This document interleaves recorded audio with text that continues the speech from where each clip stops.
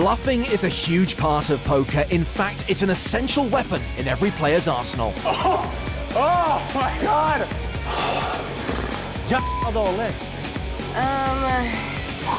Here's the top 5 who've transformed the skill of bluffing into an art form. Is this real life? Did this happen to me? At number 5, it's Vanessa Selbst. No one folds lightly to Vanessa because everyone knows that Vanessa is aggressor. On the big game, she tangled with Antonio Esfandiari. In this hand, she's bet the flop and the turn, but Antonio isn't a believer. Can Vanessa sell her story on the river? Vanessa could have been semi-bluffing a 5 on the turn just as easily as she semi-bluffed her diamonds. She's met adequate resistance from Antonio the whole way, so I'm fairly certain she knows she can't win this pot by checking. So the question is surrender or fire one last bullet. She's loading up. And Vanessa fires 59,700 on a stone bluff. There it is, the overbet. We've been here before. This bet is supposed to polarize Vanessa's hand, nuts or air, and Antonio can pretty much only beat air. This would be an absolutely sick call. Vanessa could very easily have played a huge hand the same way. 59-7. 59-7. By overbetting, she's given him really tough odds to make the call, not even getting 2-1. Is a pair of 6s going to win enough to justify those odds? Not likely. Antonio with 119,000 behind. He's probably still thinking about that check raise on the turn. If she had a big hand, would she really have given him the chance to check behind? Finally, and people discount this more than they should, Vanessa has the stupidity factor in her favor. If Antonio calls and he's wrong, he feels stupid. I think Antonio turned her straight with like a 5-7 suited. Yeah. And What is she? then I think she has a flush. I think she has it. Worst read ever. Well, that's what Prahlad the Couch Cannon thinks, but it's Antonio's read that counts here. And Antonio fold. What is going on? Antonio folds. Little bit dirty on the pump fake by Antonio, but Vanessa, wow, what a sick bluff. Nice hand. Thank you. Antonio may not have thought that one through, but at number 4, we find Johnny Lodden thinking long and hard about a very difficult decision at the final table of the EPT 11 Grand Final. Unless he snaps off a 5, he's going to have to check. Well, we went 4-way to the flop, heads up to the turn, which is a 4. That gives him extra outs. Now he can catch a deuce for a straight. The question is, he's got to say to himself, what is this guy calling with? Did he really just have A7 suited and not 3-bet? Well, now Mateos has to bet. By betting now Johnny's got to say, okay, if I call this one, I got to call for the rest on the river. So it's not just like, we'll see what he's got. Now Johnny's got to think about, well, the bet is only 650. There's $3 million in the pot. I have 6 outs. Sure, I'm not the favorite, but it's close. You know, he's not getting the right price, but it's not that far off. If Johnny's right that he's up against the bluff, his 5s are good. Johnny calls. Great call from Johnny. He's getting slightly the worst price to draw, but he's also got the possibility of having the best hand. So the bet sizing for Mateos allowed him to play this hand. Okay, another ace on the river. That's a good card for Johnny Lodden. And it wouldn't seem like it, but it's one less ace that Mateos could have. Action's been checked to the Spaniard. This is a really exciting hand. This is going to get replayed over and over. All in. Oh my goodness. He does it. He goes for it. Wow, this is gutsy. Johnny wants to play so bad. His read is right. The question is sometimes, you can tell, Johnny's first instinct, call. I got this guy beat. He's messing with me. A lot to learn about some high-level poker here where it's like you just go with your gut and you trust your read, and both these guys have virtually nothing but are playing a massive pot here. What he may end up doing is talking himself out of his read. Oh, man, I hope Johnny makes this call. It'll be epic. One of the greatest, if he makes this call, one of the best reads we've ever seen at a final table. One of the greatest played hands we've ever seen. Instantly goes to on many lists as just one of the all-time one of the greatest calls. hands I've ever seen. If he makes the call, if he makes the fold, it still is a great hand, but it's so much more epic if Johnny makes this call. There goes the fold. And he shows the playing bluff. so good. Wish he calls, he doesn't call. Gets shown the bluff. Put in so much money in that hand with the right read, and then changed his mind. Vaya con Dios. Back in the day, before Adrian Mateos was born, a 3-bet meant business. A 4-bet was always aces, and a 5-bet didn't exist. Then along came the internet, and button clicking became a thing. At number 3, a German wunderkind with an interesting haircut takes pre-flop leveling to a new level. Contrary to what Benny might think, this isn't a mandatory 3-bet or even a mandatory call to an early position raiser. Did you really think he'd fold? Benny Spindler 3-bets. Story checks out. Now 20,000 to play.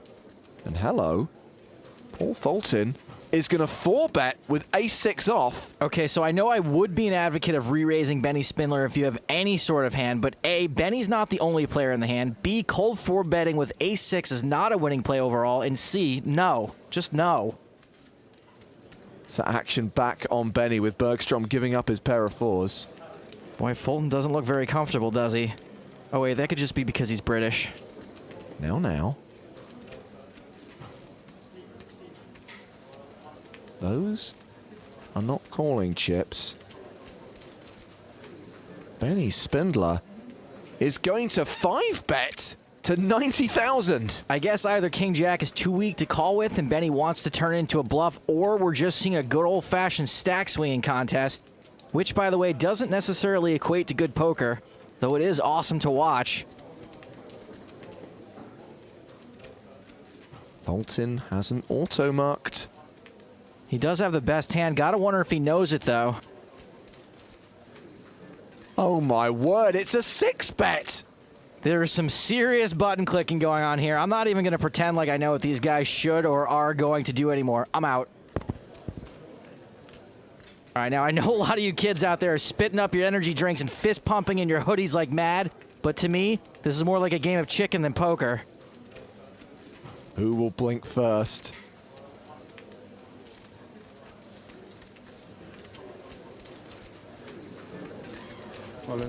Not Benny Spindler, it's a 7-bet jam! Fulton has now invested half his chips on this hand. Gotta wonder if he's regretting it now.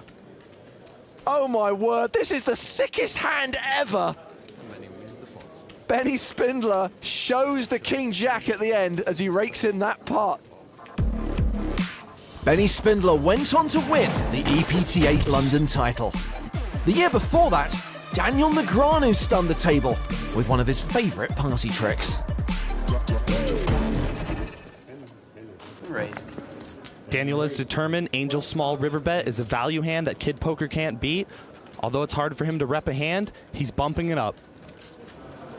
You got aces or kings? Can I say that, or is that illegal? Heads up. I can say what he has, but not what I have. Yeah. Okay. I'm thinking aces or kings. You think right. Daniel really pulled the trigger correctly on that one. And Shlomi's now thinking, if you've read me for aces or kings, surely you can beat aces or kings. I have to fold. If I show one, do I have to show all? No. Okay. I can show one? I can show one if I want to? I don't feel like it. Never mind. I don't have a good one to show. Aces or kings was good, right? Of course. I'm just saying, that's what I thought he had, but not that I could beat it. Daniel knows how to entertain the table, but for max entertainment, you have to show the bluff. At number 1, from Shark Cage, Miss Finland Sarah Shafak pulls off the best bluff of all time on the very first hand. Hi. Hi. Ronnie, if you bust her on the first hand... He bets. 30,000. And Sarah raises with a straight draw. You have something? Yes, I do. I believe you. I believe you. 30,000? Yeah. It's the way all my relationships start, with lies. So Ronnie has called the raise and improves to trips on the turn. Oh boy. Why are you checking? You raised me on the flop. Num. She bets just over half the pot. Ronnie, do not bust her before the swimsuit portion. Ronnie's clock is running. Remember, every player has 30 seconds per decision. If he thinks she's bluffing, he'll call. If not, he could raise. The shot Oh, yeah, I forgot that. Raise, 155. 155. She really should not be calling this. 255. She re-raises. What? Okay. I'm not used to those, yeah. Really, huh? 255,000. Yes. Ronnie calls, which means we're going to the river, and that means the cage is coming into play. The board bricks out for Sarah. She has just ace high. Check. She's bluffed every street so far. All in. And she shoves! Please slide which your card is. She slides out the bluff card. Oh my God! How is this happening? I thought it would be.